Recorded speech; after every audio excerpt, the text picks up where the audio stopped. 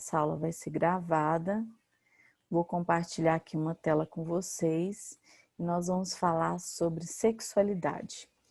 Eu optei por falar ao vivo porque, assim, eu acho que é um assunto que vocês vão querer conversar alguma coisa, me contar alguma coisa, compartilhar alguma coisa, vocês vão ficar à vontade aí para a gente conversar.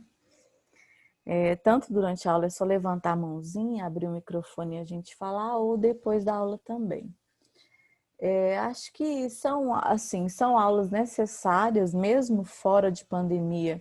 A gente trabalha esses assuntos em ensino presencial, então aqui não vai ser diferente. A gente também vai trabalhar, mas eu prefiro o presencial aqui no online, né, do que gravar a aula. Na semana que vem tem aula gravada, mas hoje vai ser assim. Esse assunto eu acho que é melhor a gente conversar aqui. Vocês estão vendo a minha tela bem bonitinha, sexualidade e DSTs? Como sempre, a senhora elabora muito bem as capas, né, professora? Eu fico horas procurando. Na verdade, quando eu sento aqui para procurar, aí eu vou achando, eu tenho uma pasta que chama-se Novas Aulas. Aí eu vou guardando, colocando os títulos para as possíveis aulas, né?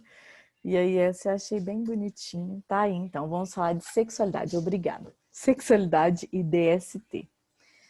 Pessoal, chama-se sexualidade a todas as formas, jeitos, maneiras como as pessoas expressam a busca do prazer. Desde quando a gente nasce em busca de prazer. Nós, quando estávamos lá na barriga da nossa mamãezinha, tudo era confortável, tudo que a nossa mãe sentia, a gente sentia. Ontem até tive uma aula, eu estou fazendo um curso com uma pediatra, doutora Juliana Franco, sobre maternidade, desenvolvimento infantil, adolescente e tal, e ela falou isso, ela falou, olha, o primeiro sentimento que a gente tem é o medo. Então, quando a gente estava lá na barriga da nossa mamãe, ela fala de exames, né, que são feitos que comprovam. Quando a mãe, por exemplo, sente medo, né? A mãe sente medo, todo tipo de medo de gerar o filho, de parir o filho, de não saber cuidar do filho morrer, um monte de medos. E esses medos, eles fazem a mãe produzir hormônios que chegam até o bebê e ele tem taquicardia e ele sente o que a mãe sente. Então, apesar de ser um ambiente muito confortável dentro da nossa mãe, a gente tem lá lugar quentinho, a gente está ali acolhido mesmo, envolvido, né? Que a gente precisa de muito contato físico e o bebezinho está ali todo envolvido. A gente tem os nutrientes de que necessitamos, a gente tem tudo de que necessitamos lá no ventre da nossa mãe. Quando a gente nasce, a gente tem aquele choque, os pulmões vão inflar pela primeira vez, a gente vai respirar o ar pela primeira vez. Isso provavelmente gera um desconforto e uma dor no bebezinho. Ele vai sentir frio pela primeira vez, ele vai, assim, ter aquele meio, né? Aquele meio totalmente diferente envolvendo ele, e ele vai lutar ao máximo por aquele conforto que ele sentia quando ele estava dentro da mãe, por aquela segurança, conforto e tudo que ele tinha dentro da mãe. E ele vai crescendo em busca do prazer que tudo ao seu redor pode proporcionar a ele. Então, quando nós nascemos, nós temos prazeres diversos desde o nascimento e isso é chamado de sexualidade. Então, todas as formas, o bebezinho, tudo que causa nele medo, sensação de insegurança, desconforto, ele chora, ele luta para ele ter o prazer que as coisas podem proporcionar para ele. Então, toda pessoa, desde quando nasce, ela busca o prazer que tudo pode proporcionar. E na adolescência não é diferente. Então, o bebezinho tem prazer de estar no colo da mãe, naquele colo quentinho, seguro, aquela batida do coração da mãe. Ele reconhece, né, quando ele está lá juntinho. Ele não quer dormir sozinho, porque os mamíferos, em geral, eles gostam de contato físico e precisam desse contato físico por muito tempo, meses e anos. A gente vai crescendo e vai se desconectando, não é desconectando, a gente vai separado dos pais, porque o primeiro contato mesmo muito íntimo foi com a nossa mãe. Nascemos da mãe, precisamos da mãe, somos amamentados pela mãe, colo de mãe e tudo da mãe. Depois, e aí essa mãe, com o passar do tempo, vai abrindo espaço para o pai chegar nessa relação. E esse pai também vai chegando aos poucos e vai ocupando o seu espaço e vai trazendo conforto e segurança também para essa criança. E ela vai, aos poucos, adquirindo autonomia, sabe? Aquela necessidade de contato físico que existe um termo que chama esterogestacional. Quando o bebê nasce, ele, ele se sente tão fundido com a mãe que ele precisa dela o tempo todo, porque ele entende que a mãe é continuação dele. Ele não fica confortável sem a mãe perto. Aí vai crescendo, ele vai ficando, vai aprendendo, ele reconhece, né, que ele tem uma vida própria. Com uns 2 anos aproximadamente, ele já começa a fazer escolhas, porque ele entende que a vontade dele não é mais a vontade da mãe. Ele vai, aí vem a que a gente chama de birras, né? Ele luta pelo que ele quer e por aquilo que dá prazer para ele. Então, nós vivemos em busca do prazer que as coisas podem nos dar. Nós não temos vontade de fazer coisas chatas, entediantes, que não nos deem prazer. Não. Se nós fazemos coisas chatas, entediantes, que a gente não quer e não gosta, a gente faz talvez pensando no resultado que aquilo pode nos proporcionar. Então, hoje, assim, se a gente tem uma escola, vamos pensar na escola quando ela era presencial, ou até no remoto, né? Essa escola, às vezes, entediante, professor falando, tarefas para fazer. Quando a gente compara a escola atual com os jogos eletrônicos, com as telas, com um monte de coisas maravilhosas e muito prazerosas que nós temos ao redor, por que a gente insiste em estudar? Mesmo sendo um tédio chato, professor, fazer tarefa, lá. A criança, meu filho tem 9 anos, ele não vê ainda necessidade de fazer o que é chato. Agora em ensino remoto, então, piorou, né? Quando ele era presencial, ele até tinha motivação, ele se sentia animado, se sentia amado pela professora, respeitado, ele se sentia pertencente àquela turma. Agora no ensino remoto ele não sente muito isso. Então ele está bem desmotivado. E como ele é criança, ele não vê um fim prazeroso para isso, então ele está levando assim, de qualquer jeito. E eu estou respeitando, porque eu acho que é assim que pode dar certo. Se eu brigar, se eu exigir, se eu quiser uma obediência cega ali para ele fazer, vai ser pior, ele pode ter ódio da escola e aí, né, desandar tudo. Então, por que vocês estudam, vocês adolescentes, mesmo estudar sendo chato, entediante, por que a gente faz isso então? Porque a gente entende que com esse estudo a gente vai entrar no curso que a gente quer, a gente vai conseguir o certificado que a gente quer, a gente vai conseguir o emprego que a gente quer. Esse emprego, mesmo se for pesado, a gente vai tentar fazê-lo com capricho, com excelência, pelo retorno financeiro que esse emprego vai dar, para a gente construir a família que a gente planeja e para a gente viver os prazeres que a vida pode nos dar. Entende? Então, assim, é um longo processo. Tem adolescentes que nem conseguem ver isso. Tem adolescentes que a escola para ele é tão insuportável que ele acha que não vale a pena estar nas aulas, nem fazer tarefa, nem se dedicar, porque, nossa, é tão longe de prazer a escola que ele prefere não estar nela e fazer outras coisas. Aí ele vai preferir jogar, vai preferir fazer esporte, vai preferir começar a trabalhar e ganhar o próprio dinheiro. E aí vai. Então, sexualidade, o que é essa sexualidade? Então, é tudo. Toda forma, jeito e maneira como as pessoas expressam a busca pelo prazer, isso é chamado de sexualidade. Então, nós nascemos com uma sexualidade.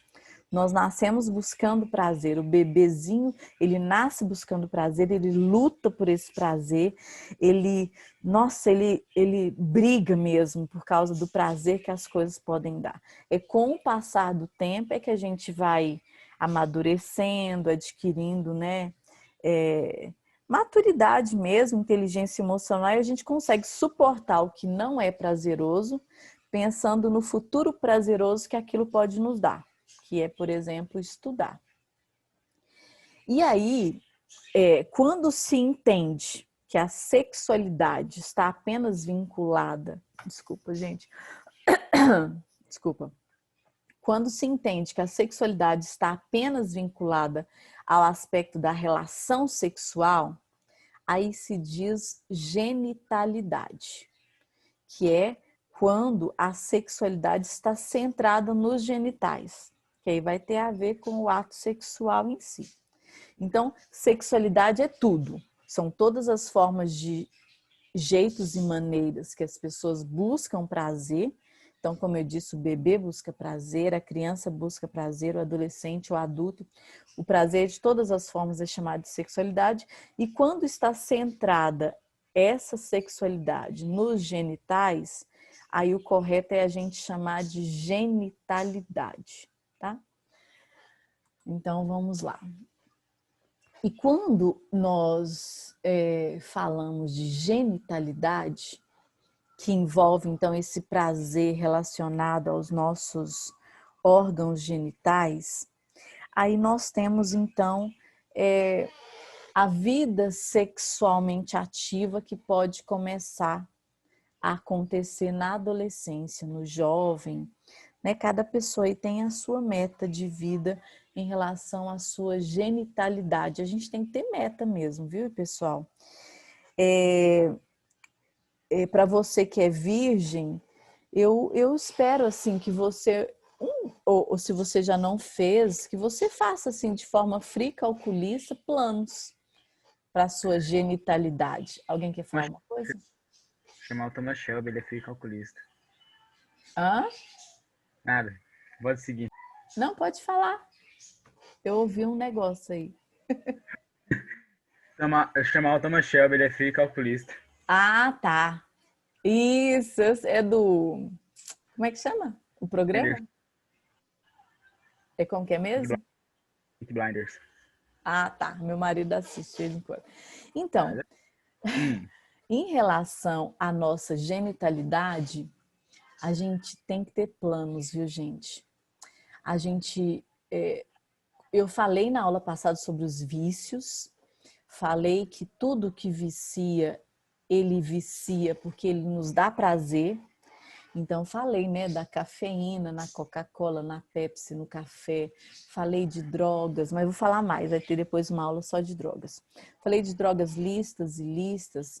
Falei do prazer de jogar jogos eletrônicos, de se comer, né, comida tipo fast food.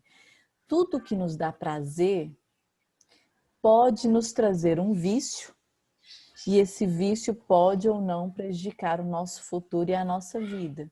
E eu disse na aula passada que os adolescentes, por estarem nesse desenvolvimento neural e hormonal, os adolescentes, eles precisam de mais adrenalina do que adultos. Então, eu disse na aula passada, que foi o que eu aprendi com a doutora Juliana Franco, que é a pediatra que eu faço curso com ela, eu aprendi com ela que o adolescente é como se ele fosse uma Ferrari sem freio.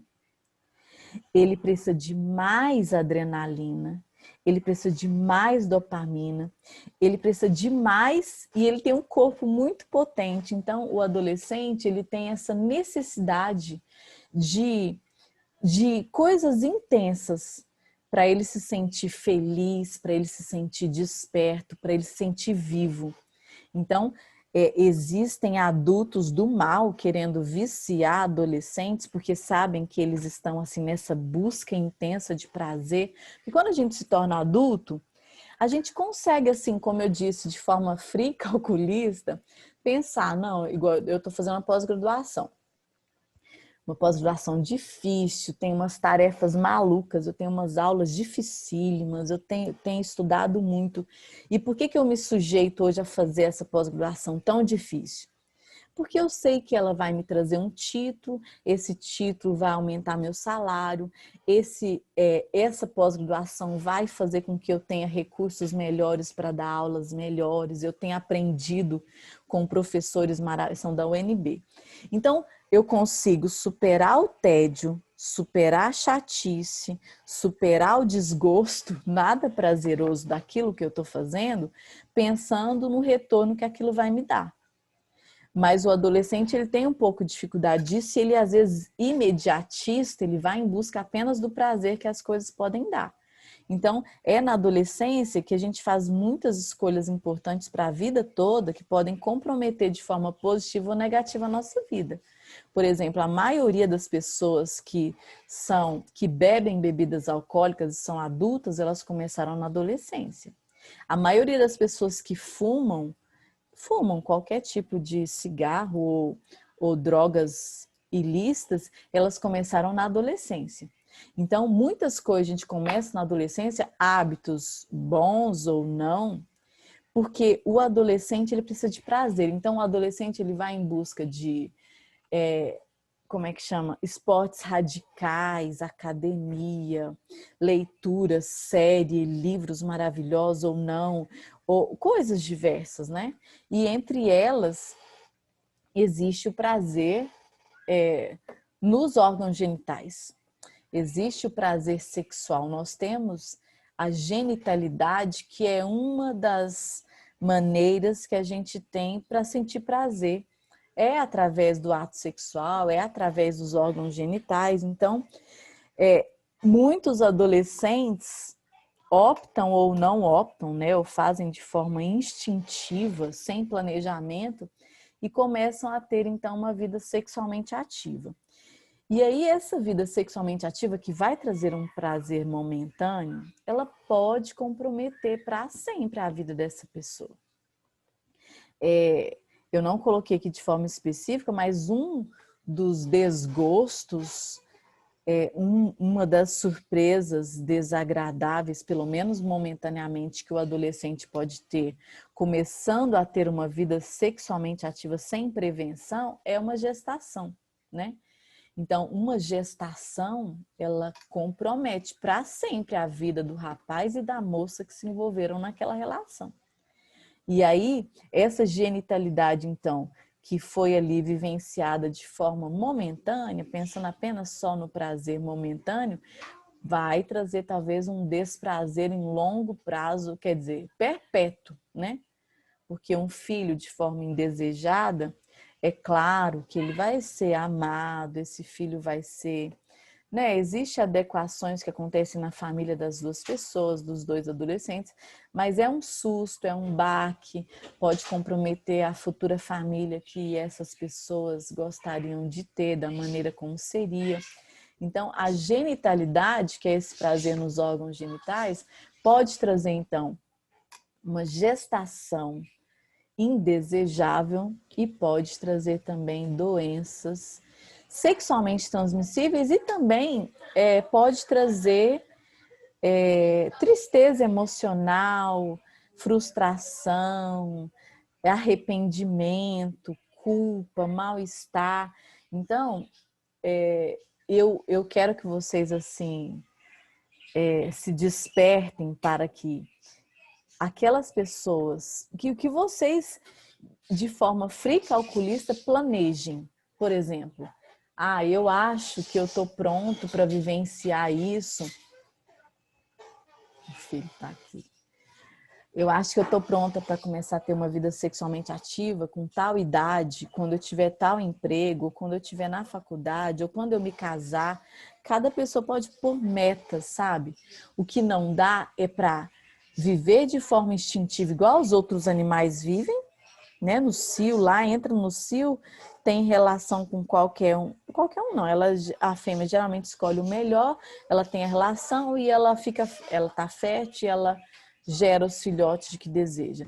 Nós não precisamos ser assim. Nós podemos muito bem planejar, porque se a gente não planejar essa vida sexualmente ativa, a gente pode ter então os dissabores de uma gestação indesejável, de uma doença sexualmente transmissível ou dos traumas que essa relação pode ter trazido. Então tem que pensar mesmo, tem que pensar, tem que se planejar, tem que se prevenir. Dá prazer? Dá prazer. Mas qual o preço que eu quero pagar por esses minutos de prazer que eu posso ter nessa relação, sabe? Então, um dos desprazeres, então, é as doenças sexualmente transmissíveis, que é o que eu vou falar então agora. As doenças sexualmente transmissíveis, elas também estão sendo chamadas de ITS, infecções sexualmente transmissíveis. IST, né? Elas eram chamadas de doenças venéreas, são aquelas que você adquire ao ter contato sexual, vaginal, oral ou anal, com alguém que já tenha alguma DST. Então, vai se pegar apenas tendo contato com os órgãos genitais. Essas DSTs, ou infecções sexualmente transmissíveis, IST, né? São causadas por bactérias, vírus, fungos e protozoários. Há mais de 20 doenças sexualmente transmissíveis que afetam homens e mulheres, a espécie Homo sapiens. Ainda que algumas doenças sexualmente transmissíveis tenham cura, outras acompanham a pessoa por toda a vida e não têm cura. Então, assim, como é um contato íntimo, não dá para a gente saber se aquela pessoa está contaminada ou não, sabe? Não tem como verificar, muitas dessas doenças só são verificadas por exames, ou exame ginecológico, ou exame de sangue, ou verificando detalhadamente os órgãos genitais, ou a pessoa pode estar com o vírus, por exemplo, incubado no organismo sem manifestar sintoma nenhum. Então, assim, são doenças escondidas, né? Já que ficam nos órgãos sexuais, nos órgãos genitais. As doenças sexualmente transmissíveis... Alguém quer falar? Eu queria saber, tipo assim, e quando, tipo, seriam os primeiros sinais Vou falar. de alguma... tá bom, obrigada. Vou falar, peraí. Então, as doenças sexualmente transmissíveis, elas podem afetar a saúde física, a saúde emocional e a qualidade de vida da pessoa. Então, ela vai afetar muitas áreas da vida. Especialistas acreditam que ter uma doença sexualmente transmissível eleva as chances da pessoa ser infectada com o HIV, que é o vírus que causa a AIDS, a síndrome da imunodeficiência adquirida.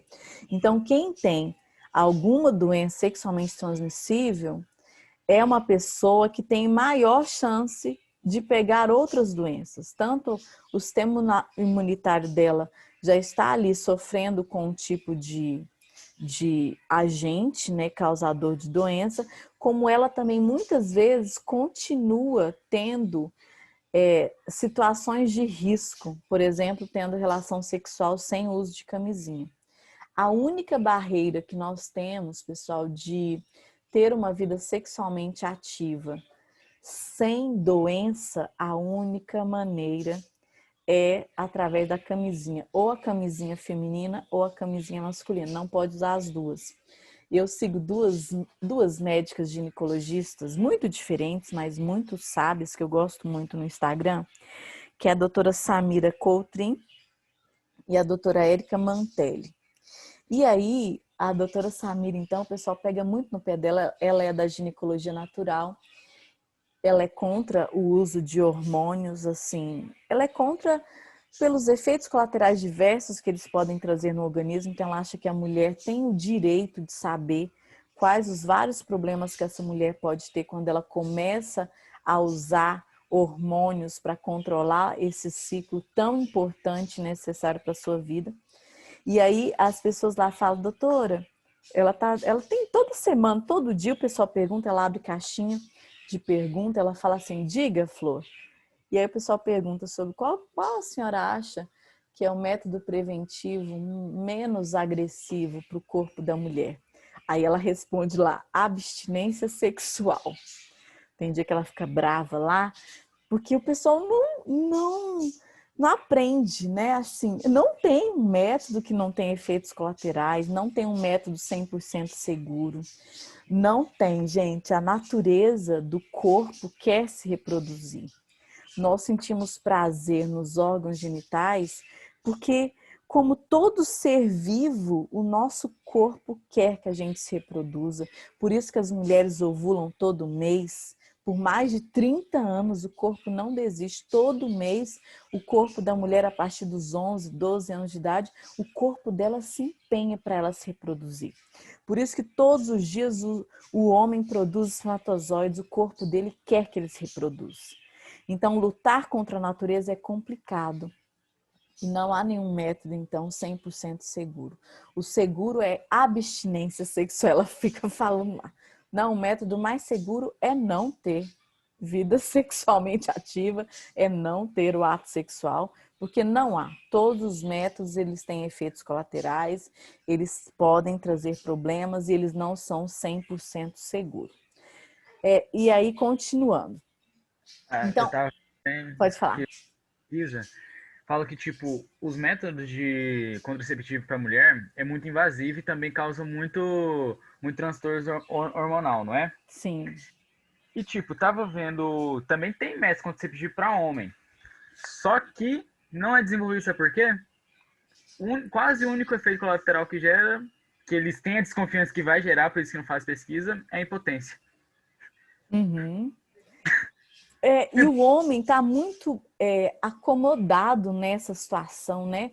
Como diz aí o patriarcado, o homem está muito confortável no seu lugar de ter uma mulher que praticamente assume isso e que ele às vezes não tem consciência disso, mas o corpo dela se lasca muitas vezes, porque ela vai tomar hormônios durante muitos anos e décadas, né?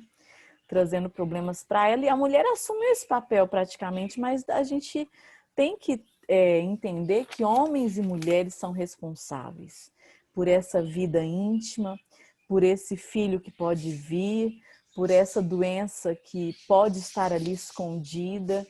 Então, há mesmo assim, há mais responsabilidades ainda, mesmo no século XXI, ainda fica mais a cargo da mulher dela se prevenir, né, em relação principalmente à gestação.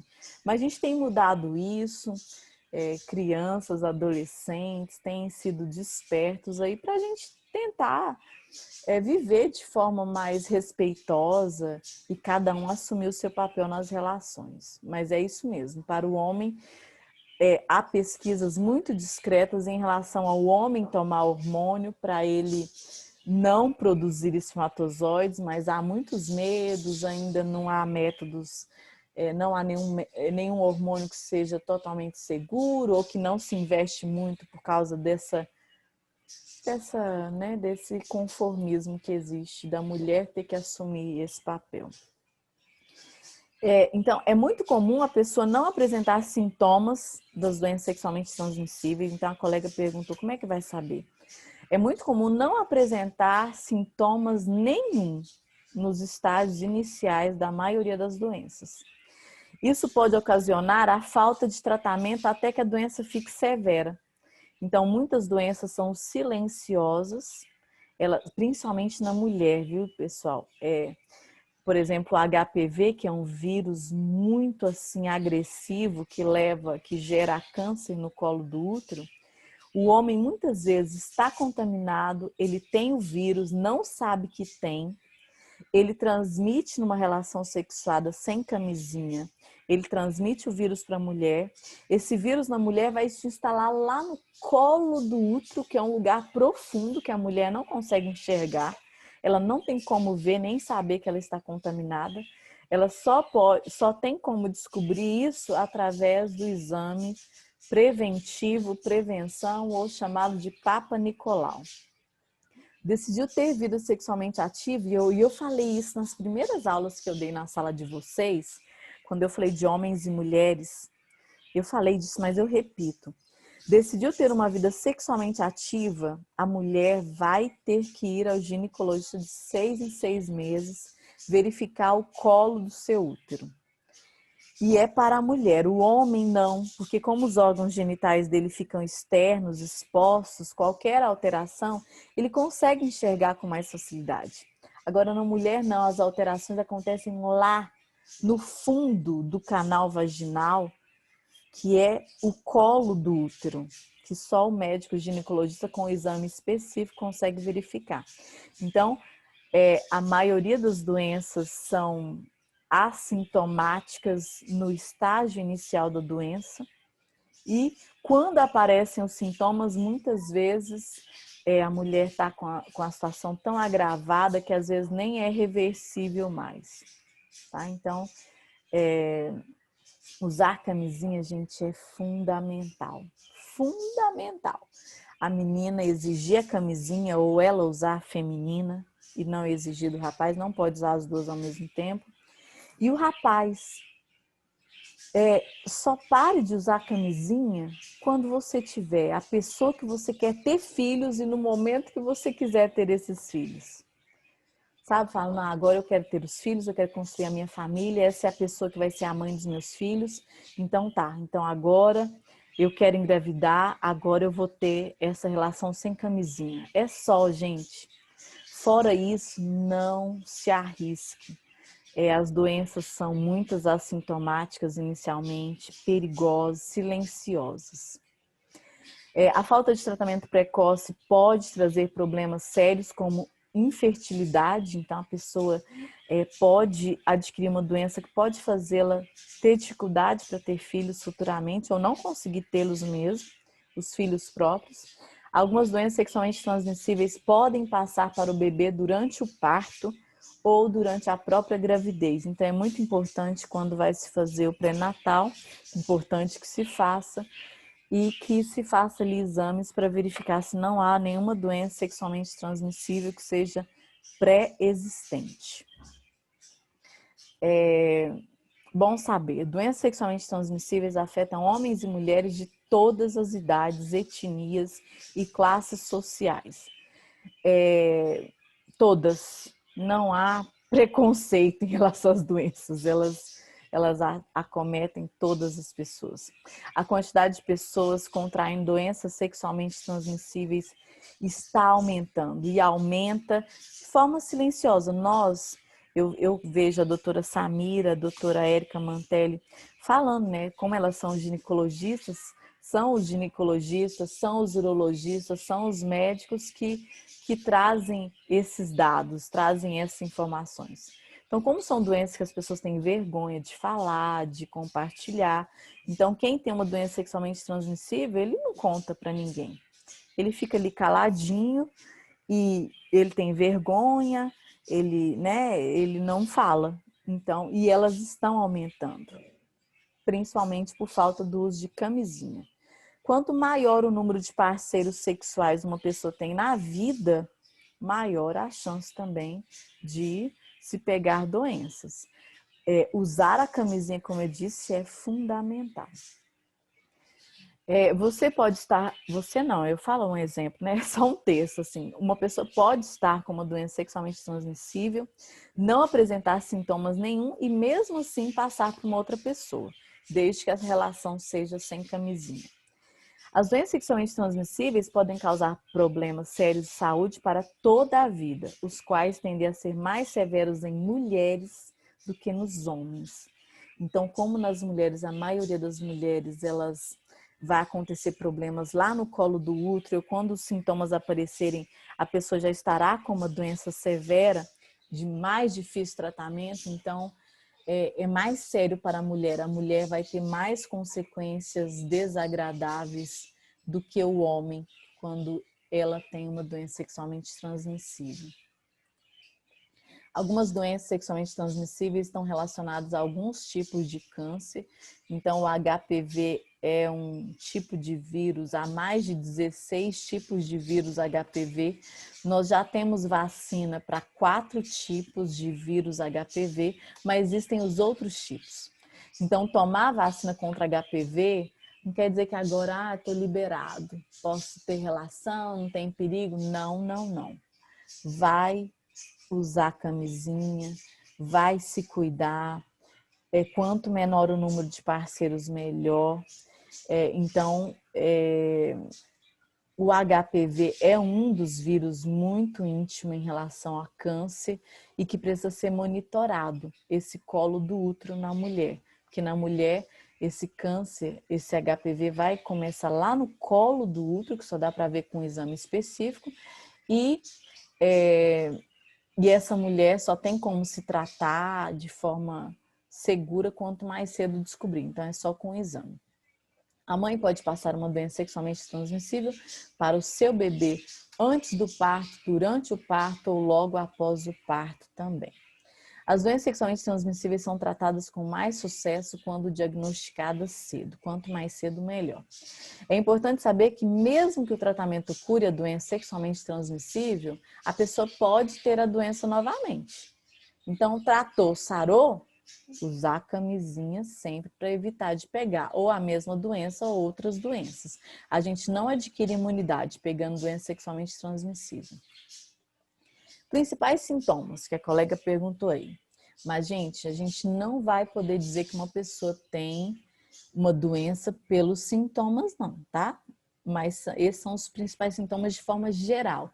Eu não vou falar de doenças de forma específica, vou falar esse geral. Então, teve relação sexual sem camisinha, há risco de ter pego alguma doença. Então, a camisinha, ela é importantíssima. Deixa eu ver aqui quem perguntou alguma coisa. O que acontece com o bebê que pode ter sido infectado no parto depende da doença, sabe, Isabela? Depende do tipo de contaminação, se é vírus, se é bactéria, se é protozoário. Então, existe existe uma substância, por exemplo, que no Brasil, quando o neném nasce de parto normal, eles colocam nele nitrato de prata nos seus olhos, porque, por exemplo, existe uma bactéria que é uma doença sexualmente transmissível, que pode estar lá no canal vaginal, e quando o bebê nasce, a bactéria pode se proliferar nos primeiros dias, podendo até levar à cegueira. Então, no Brasil, todo bebê que nasce de parto natural, normal, eles pingam nitrato de prata para evitar que essa bactéria, caso exista na mãe, que ela se prolifere no bebê. Então, depende, sabe? Se é sífilis, depende da doença que foi transmitida, aí o pediatra, o ginecologista, o infectologista, aí vai depender disso para as consequências nesse bebê, os tratamentos que serão necessários para proteger o futuro desse bebê, tá? Então, os principais... outra pergunta ou é só respondendo? É isso. Então, assim, é geral, né? De forma geral, é isso. Principais sintomas. Então, não se apegue aos sintomas, mas esses sintomas podem ser um alerta. Teve relação sexual sem camisinha. Se aparecer um desses sintomas, é importante buscar ajuda médica.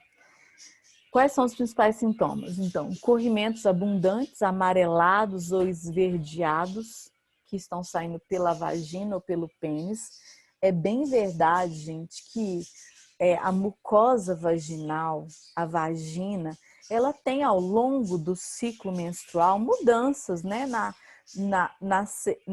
no muco que produz. É normal, natural, mas se aparecer um corrimento abundante, com cor diferente, se aparecer com odor diferente, mau cheiro nos órgãos genitais ou nas peças íntimas, se aparecer algum cheiro desagradável, pode ser sinal de infecção. Coceira ou vermelhidão constantes na virilha, na vagina, nos testículos ou saco escrotal ou no pênis. Feridas também, coceira, vermelhidão ou feridas. Nesses lugares pode ser sinal de DST ou de uma infecção sexualmente transmissível. Então, como eu disse, de forma isolada, não é só o sintoma que a gente vai analisar. Mas teve relação sexual sem camisinha, apareceram sintomas, é bom investigar, tá? Mais sintomas, verrugas, não é para ter verruga na vagina, nem na vulva, que é essa parte visível, nem no pênis, nem na boca, né? Se teve sexo oral ali, nos testículos ou saco escrotal ou no ânus, não é. Bolhas também não é normal, vermelhidão não é normal, é necessário investigar. Ardor a urinar, ontem até li um story da doutora Samira Cotrim, onde ela falava isso. Uma pessoa estava perguntando, estou sentindo dor a urinar, é normal? Ela falou, não, não é. Tudo que a gente faz naturalmente, defecar, urinar, tossir, falar, se está sentindo dor ao fazer, precisa ser investigado. Não é normal a gente sentir dor em algo que a gente precisa fazer como urinar. Não é normal, tem que investigar. Ou dor durante as relações sexuais. Então, tudo isso são os principais sintomas de forma geral das doenças sexualmente transmissíveis. Se contrair uma doença, teve relação sem camisinha, apareceu alguma coisa, procurar tratamento médico imediatamente. Quanto antes for descoberto que tipo de contaminação existe, quanto mais rápido o tratamento, melhor. Siga as ordens médicas direitinho e acabe de tomar todos os remédios que lhe forem prescritos. Muitas pessoas, gente, às vezes, não só para doença sexualmente transmissível, não, para tudo. Às vezes a pessoa começa um tratamento para alguma coisa e aí porque ela melhora, o médico passa para fazer o tratamento em 7 dias e porque ela melhora no terceiro, ela interrompe o tratamento, ela para o tratamento. Porque ela melhorou, ela acha que está resolvido e não é. Se o médico passou o tratamento para 7 dias, ele tem que ser tomado 7 dias no horário que o médico passou. Ele sabe, mais do que a gente, qual é o tempo que a gente precisa tomar daquele remédio. Então, a gente tem que obedecer, tem que fazer como foi prescrito para a gente, de fato, ficar livre da doença. Evite ter qualquer atividade sexual se estiver sob tratamento para alguma doença sexualmente transmissível. Certifique-se de contar para o parceiro ou a parceira, de modo que essa pessoa também possa receber tratamento, porque é assim, às vezes 2 pessoas se envolveram sexualmente, sem camisinha, e uma apresenta sintomas e a outra não. As 2 precisam se tratar mesmo quem não tem sintoma nenhum, tá? Então os 2 precisam se tratar, porque existem doenças silenciosas. Faça um teste de acompanhamento para certificar-se de que a infecção foi realmente totalmente curada e usar a camisinha para evitar de se contaminar novamente. A forma mais eficiente de prevenir qualquer doença sexualmente transmissível, isso aqui é a frase da doutora Samira Cotrim, uma ginecologista maravilhosa no Instagram, é essa, a abstinência sexual. Se você não tem contato sexual com ninguém, perfeito. Você nunca vai ter doença sexualmente transmissível. Essa é a melhor maneira de se prevenir. Decidiu ter uma vida sexualmente ativa, camisinha sempre, e entendendo que não é um método 100% seguro, porque nenhum método é, mas ele é uma barreira muito boa. Ter um relacionamento sexual com um parceiro, parceira, que não tenha nenhuma doença sexualmente transmissível, no qual há confiança mútua. Então, prevenir-se. Quanto menos parceiros, melhor. Ter esse contato sexual com uma pessoa que não tenha doença nenhuma pré-existente, em que haja respeito, que haja confiança, que haja fidelidade. Se a pessoa é infiel, ela tem grande chance, né, de pegar doença e transmitir doença.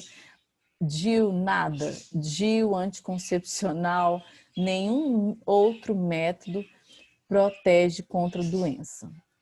O DIU anticoncepcional, ele protege apenas contra gestação.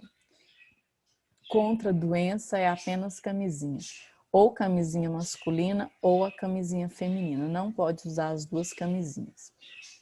Então, às vezes, o casal tem muito medo de se reproduzir, né? Porque os dois se reproduzem, apesar da mulher gerar o filho, mas o homem também está se reproduzindo quando ele engravida uma mulher, né? O filho é dele, 50% dele.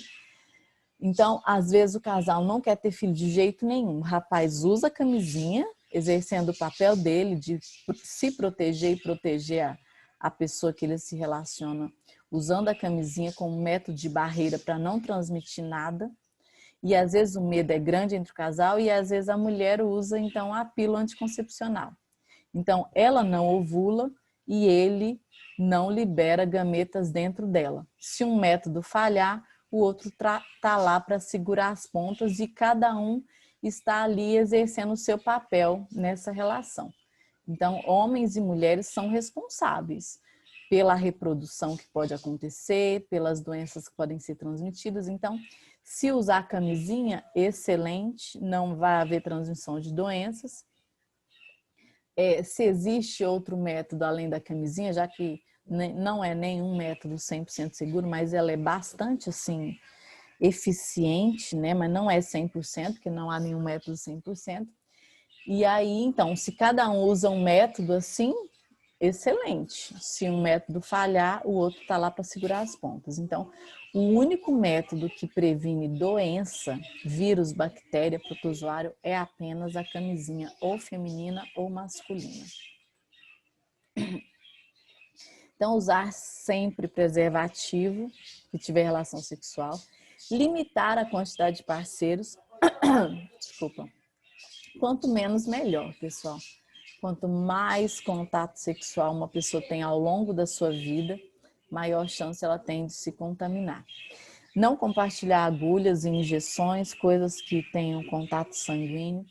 Quando estiver tendo uma vida sexualmente ativa, especialmente se tiver tido mais de um parceiro, parceira, faça exames regulares para doenças sexualmente transmissíveis com o seu médico de confiança.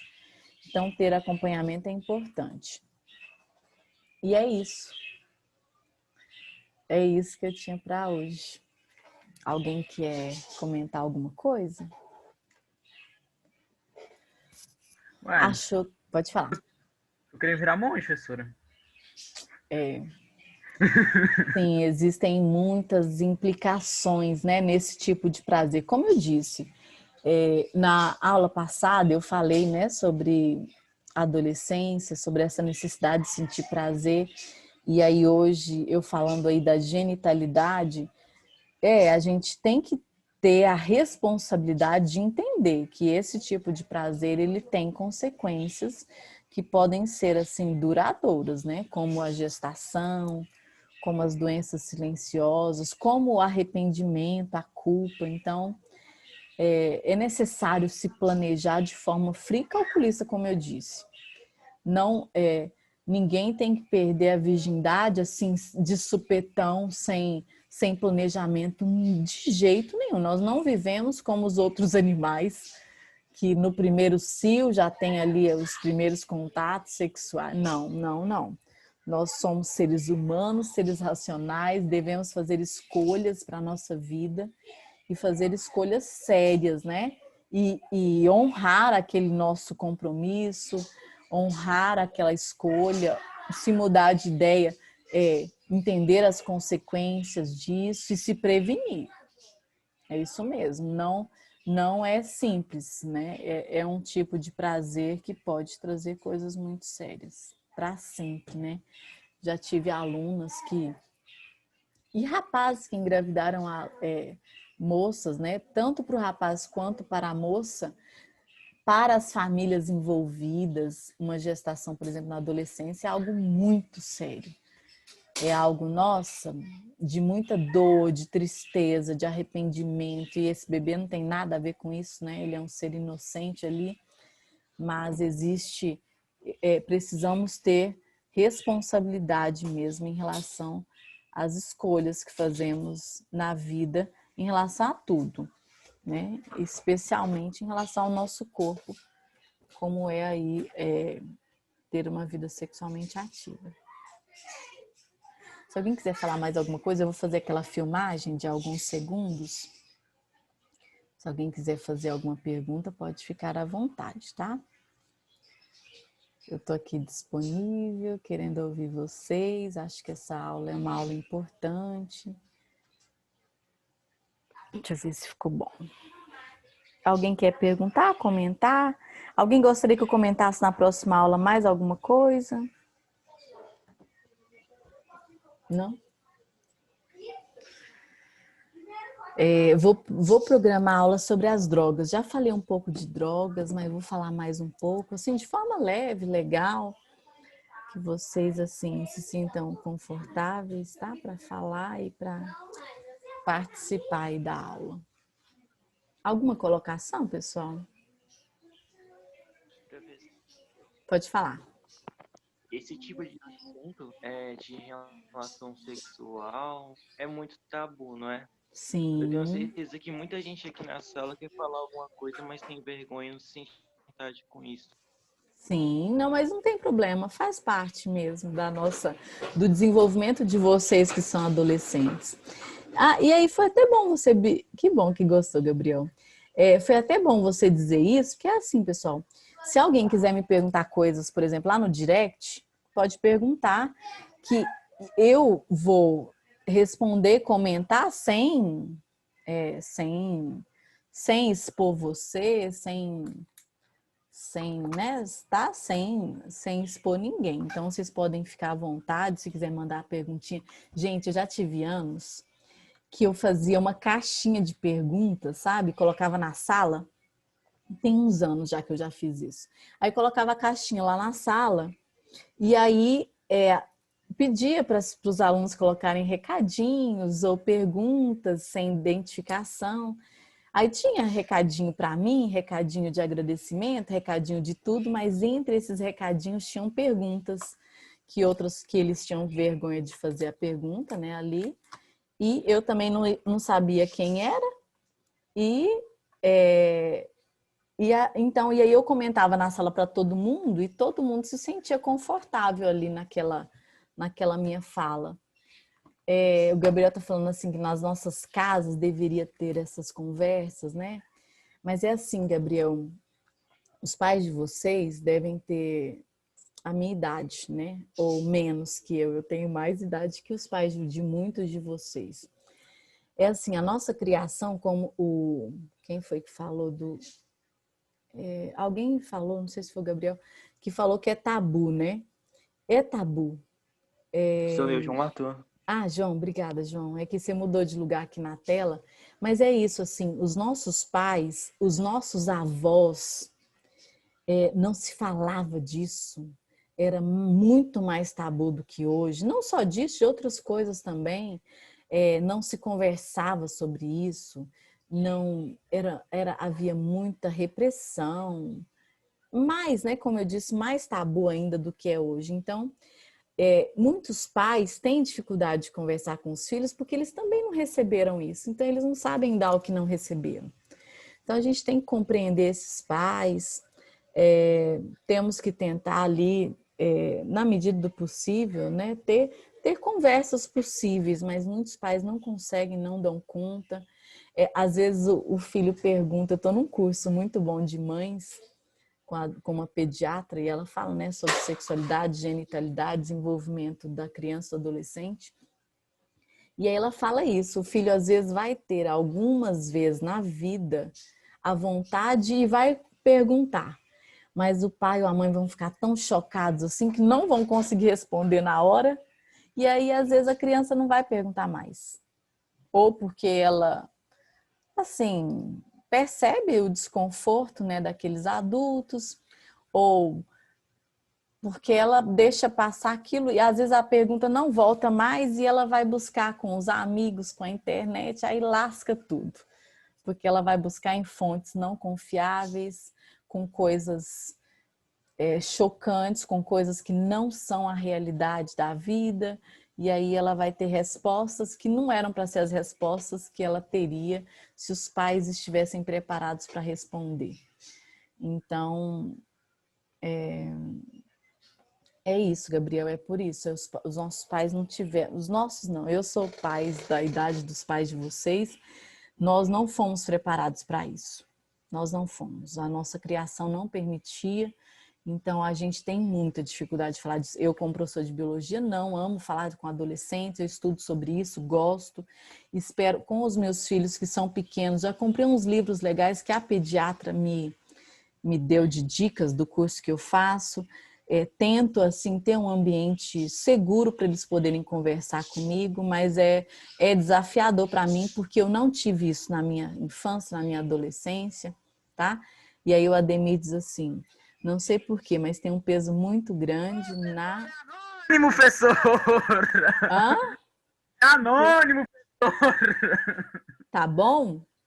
Não, é anônimo. Ai, ai, ai. Não, mas tá aparecendo Anônimo. aqui para todo mundo, ai. Desculpa. Mas aparece para todo mundo, não? Não, reservadamente, professor, não faz isso comigo, não.